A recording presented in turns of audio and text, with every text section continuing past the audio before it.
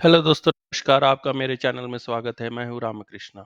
आज हम सबसे इम्पोर्टेंट टॉपिक के ऊपर बात करेंगे, डिलिमिटेशंस। क्योंकि काफ़ी दिनों से आपने भी देखा होगा, बहुत ही अच्छे एडिटोरियल्स आ रहे होंगे काफ़ी न्यूज़पेपर्स में। This is a really very very important topic with respect to of any exams, whether it is an UPSC exam or the state government exam. This should be a great thing, especially if you are from Telangana or Andhra or from Tamil Nadu or Karnataka. There will be certain questions that will be asked, and the same thing applies for the UPSC also, because the southern states have raised some serious concerns over these delimitations. Topic में डिग करने से पहले हमें basics clear होनी चाहिए। हमें पता होना चाहिए कि डिलिमिटेशंस होता क्या है, और इसकी थोड़ी ना बैकग्राउंड भी पता होनी चाहिए, और कॉन्स्टिट्यूशन में कहाँ-कहाँ कौन से प्रोविजंस हैं जिसके वजह से डिलिमिटेशन जो है पार्लियामेंट जो है अप्लाई कर पाती है। ठीक है ना?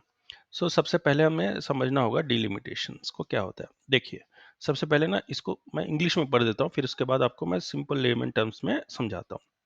Delimitation refers to the process of redrawing the boundaries or limits of electoral constituencies, areas from which representatives are elected.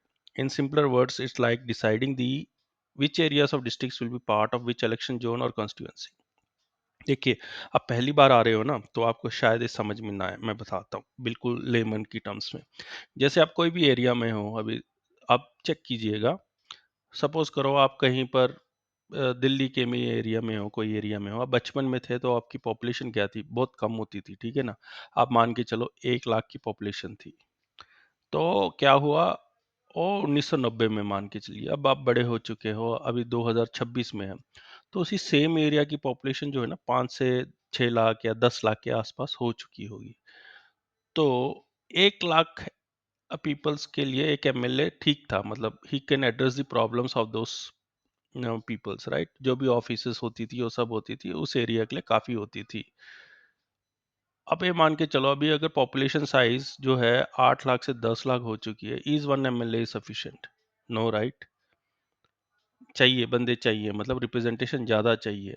तो क्या करेंगे, उसी एरिया को ये लोग उसको डिवाइड कर देंगे, मतलब 2 या 3 एरियो में, basing according to the population, ताकि जो है पॉपुलेशन के प्रॉब्लम्स को एड्रेस किया जाए एफिशिएंटली, एडमिनिस्ट्रेशन भी हो एफिशिएंटली। अगर उसी एरिया को 3 एमएलए लोग देखेंगे तो क्या होगा? एफिशिएंट एडमिनिस्ट्रेशन होगा, ठीक है ना? तो इसी को ही डिलिमिटेशंस बोलते हैं। और एक बात याद रखिए, मतलब डिलिमिटेशंस में स्टेट की बाउंड्रीज कुछ अल्टरनेट नहीं होगी। स्टेट की बाउंड्रीज वैसी की वैसी रहेंगी, बस कॉन्स्टिट्यूएंसीज की जो बाउंड्रीज है वो अल्टर की जाएंगी बेसिस ऑन दी पॉपुलेशंस। ठीक है? अब ये देखिए, in India delimitation is done for both the Lok Sabha and the state legislative assemblies, मतलब एमपी और एमएलए के खाते में। सपोज कीजिए दिल्ली में कितनी कॉन्स्टिट्यूएंसी सीट्स है? 7 लोकसभा की सीट है। अगर जब डिलिमिटेशन हो जाएगा और इसके हिसाब से कर दिए जाएंगे तो सीटें थोड़ी बढ़ जाएंगी। और कितनी? 70 एमपी एमएलए सीट्स हैं। ठीक है? लेजिस्लेटिव असेंबली का मतलब होता है एमएलए। अगर 70 एमएलए हैं तो आपके कॉन्स्टिट्यूशन में 10 या 20 बढ़ जाएंगी। ठीक है? Based on the delimitation commission. ठीक है? They will tell you how many seats will increase there. अब ये देखिए, कौन से आर्टिकल के तहत जो है इंडियन कॉन्स्टिट्यूशन पार्लियामेंट को पावर देती है कि ये अमेंडमेंट कर सकते हो। ठीक है ना? आर्टिकल 82 170 ये क्या कहती है कि आफ्टर एवरी ईच सेंसस जो है, आफ्टर पॉपुलेशन सेंसस के बाद, they have the right to adjust the number of the seats in the Lok Sabha and the state assemblies, right? Parliament ने एक डिलिमिटेशन कमीशन एक्ट पास किया हुआ है। ये जो कमीशन जो है, this does the work of redrawing the boundaries. समझ गए? Right? So the last census क्या था? 2001 सेंसस था। उसके बाद अभी जो नेक्स्ट सेंसस होगा 2026 में होगा। ठीक है? अब ये आर्टिकल्स इंपॉर्टेंट है, आर्टिकल 330 और 332। ये क्या कहता है कि अगर आप रीड्रॉ कर रहे हो बाउंड्रीज, तो उसके प्रोपोर्शनेट में एससी एसटी के जो भी सीट्स हैं उनको भी बढ़ाया जाए। उनको कांस्टेंट नहीं रख सकते आप कि हाँ भाई इतने सीट रिजर्व है तो आपके इतने ही रहेंगे, ऐसे नहीं होगा। अगर आपकी सीट्स बढ़ेंगी, ठीक है, कॉन्स्टिट्यूंसी में आपकी सीट्स एमएलए और एमपी की सीट्स बढ़ेंगी, तो रिजर्वेशन का प्रोपोर्शनेट भी उसी परसेंटेज के साथ बढ़ेगा उनका। So this is the thing, right. अभी हमें समझना चाहिए डीलिमिटेशन कमीशन मतलब किसने सेटअप किया, उसके मेंबर्स कौन है। तो देखो, it is a setup by the president of India, right. इसका जॉब क्या है, मेन जॉब क्या है, to make sure that the constituencies are drawn in a fair and balanced way based on the population and territory.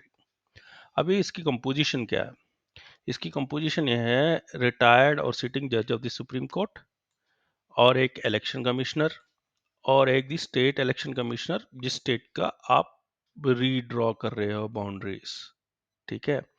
और ये देखो, the decision made by this commissions are finally and can not be changed by any court और other authority, ठीक है। अब दो चीजें हैं, ये डिलिमिटेशन बॉडी क्या है, मतलब एक सैचुरेटरी बॉडी है, मतलब कॉन्स्टिट्यूशनल नहीं है। कॉन्स्टिट्यूशनल का मतलब क्या होता है, देखो, द कॉन्स्टिट्यूशनल बॉडी का मतलब होता है it is the body which is created by the constitutional itself, जैसे election commission, but this body is set up by the law, मतलब डीलिमिटेशन कमीशन एक्ट के तहत डीलिमिटेशन कमीशन को हमने स्थापित किया है, राइट। डीलिमिटेशन कमीशन एक्ट किसने पास किया, ए लॉ किसने पास किया, पार्लियामेंट को पास किया। So this is not directly made available by us by through the Indian Constitution. This is a law made by the Parliament. That's why it's a statutory body. ठीक है ना। Election commission is something which is provided by directly by the Indian constitution, that's why it is called as constitutional body, right है। और simple terms में देखो, constitutional body का मतलब होता है created by the constitution, statutory body का मतलब होता है created by a law passed by the parliament, ठीक है। ये बेसिक्स हुई हैं। तो अगले इसमें ना, अगले वीडियो में मैं आपको बताऊंगा कि क्या कंसर्न्स रेस हुए हैं, ठीक है।